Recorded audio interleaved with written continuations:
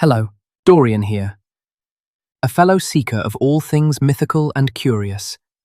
Settle in and let me share a wondrous little tale I've been saving just for you. Tonight, we turn to Oscar Wilde's tender and timeless tale of compassion and quiet wonder, The Selfish Giant. Every afternoon, as they were coming from school, the children used to go and play in the giant's garden.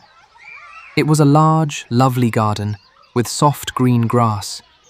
Here and there, over the grass, stood beautiful flowers like stars, and there were 12 peach trees that in the springtime broke out into delicate blossoms of pink and pearl, and in the autumn bore rich fruit. The birds sat on the trees and sang so sweetly that the children used to stop their games in order to listen to them. "How happy we are here!" they cried to each other. One day, the giant came back. He had been to visit his friend, the Cornish ogre, and had stayed with him for 7 years. After the 7 years were over, he had said all that he had to say, for his conversation was limited, and he determined to return to his own castle. When he arrived, he saw the children playing in the garden. "What are you doing here?" he cried in a very gruff voice, and the children ran away. "My own garden is my own garden," said the giant. "Anyone can understand that, and I will allow nobody to play in it but myself." So he built a high wall all round it and put up a notice board. "Trespassers will be prosecuted." He was a very selfish giant. The poor children had now nowhere to play. They tried to play on the road, but the road was very dusty and full of hard stones, and they did not like it. They used to wander round the high wall when their lessons were over and talk about the beautiful garden inside. "How happy we were there," they said to each other. Then the spring came, and all over the country there were little blossoms and little birds. Only in the garden of the selfish giant it was still winter. The birds did not care to sing in it as there were no children, and the trees forgot to blossom.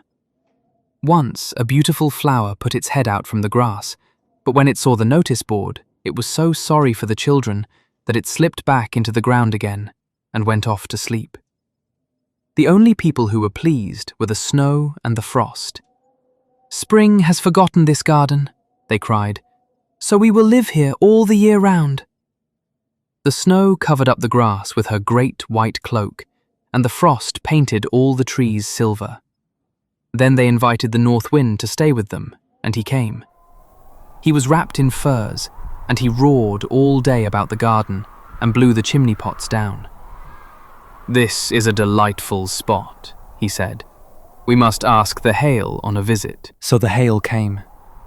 Every day for 3 hours he rattled on the roof of the castle till he broke most of the slates, and then he ran round and round the garden as fast as he could go. He was dressed in grey, and his breath was like ice. "I cannot understand why the spring is so late in coming," said the selfish giant, as he sat at the window and looked out at his cold, white garden. "I hope there will be a change in the weather." But the spring never came, nor the summer. The autumn gave golden fruit to every garden, but to the giant's garden she gave none. "He is too selfish," she said. So it was always winter there, and the north wind, and the hail, and the frost, and the snow danced about through the trees. One morning, the giant was lying awake in bed when he heard some lovely music. It sounded so sweet to his ears that he thought it must be the king's musicians passing by. It was really only a little linnet singing outside his window, but it was so long since he had heard a bird sing in his garden that it seemed to him to be the most beautiful music in the world. Then the hail stopped dancing over his head, and the north wind ceased roaring, and a delicious perfume came to him through the open casement. "I believe the spring has come at last," said the giant, and he jumped out of bed and looked out. What did he see? He saw a most wonderful sight. Through a little hole in the wall, the children had crept in, and they were sitting in the branches of the trees.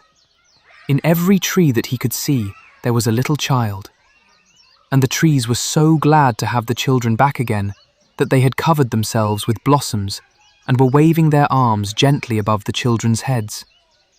The birds were flying about and twittering with delight, and the flowers were looking up through the green grass and laughing. It was a lovely scene, only in one corner it was still winter. It was the farthest corner of the garden, and in it was standing a little boy. He was so small that he could not reach up to the branches of the tree, and he was wandering all round it, crying bitterly. The poor tree was still quite covered with frost and snow, and the north wind was blowing and roaring above it. "Climb up, little boy," said the tree, and it bent its branches down as low as it could. But the boy was too tiny, and the giant's heart melted as he looked out. "How selfish I have been," he said. "Now I know why the spring would not come here. I will put that poor little boy on the top of the tree, and then I will knock down the wall, and my garden shall be the children's playground for ever and ever." He was really very sorry for what he had done, so he crept downstairs and opened the front door quite softly and went out into the garden. But when the children saw him, they were so frightened that they all ran away, and the garden became winter again. Only the little boy did not run, for his eyes were so full of tears that he did not see the giant coming. And the giant stole up behind him and took him gently in his hand and put him up into the tree. And the tree broke at once into blossom, and the birds came and sang on it, and the little boy stretched out his 2 arms and flung them round the giant's neck and kissed him. And the other children, when they saw that the giant was not wicked any longer, came running back, and with them came the spring. "It is your garden now, little children," said the giant, and he took a great axe and knocked down the wall. And when the people were going to market at 12 o'clock, they found the giant playing with the children in the most beautiful garden they had ever seen. All day long they played, and in the evening they came to the giant to bid him goodbye. "But where is your little companion?" he said. "The boy I put into the tree." The giant loved him the best because he had kissed him. "We don't know," answered the children. "He has gone away." "You must tell him to be sure and come here tomorrow," said the giant. But the children said that they did not know where he lived and had never seen him before, and the giant felt very sad. Every afternoon, when school was over, the children came and played with the giant. But the little boy whom the giant loved was never seen again.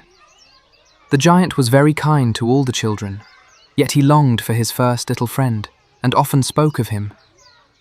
"How I would like to see him," he used to say. Years went over, and the giant grew very old and feeble. He could not play about any more, so he sat in a huge armchair and watched the children at their games and admired his garden. "I have many beautiful flowers," he said, "but the children are the most beautiful flowers of all."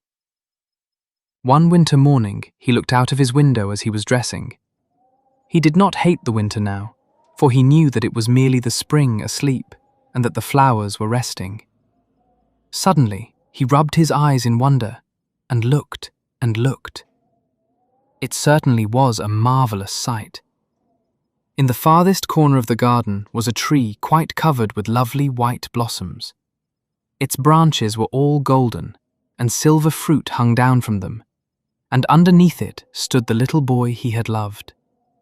Downstairs ran the giant in great joy and out into the garden. He hastened across the grass and came near to the child, and when he came quite close, his face grew red with anger, and he said, "Who hath dared to wound thee?" For on the palms of the child's hands were the prints of 2 nails, and the prints of 2 nails were on the little feet. "Who hath dared to wound thee?" cried the giant. "Tell me, that I may take my big sword and slay him." "Nay," answered the child, "but these are the wounds of love "Who art thou?"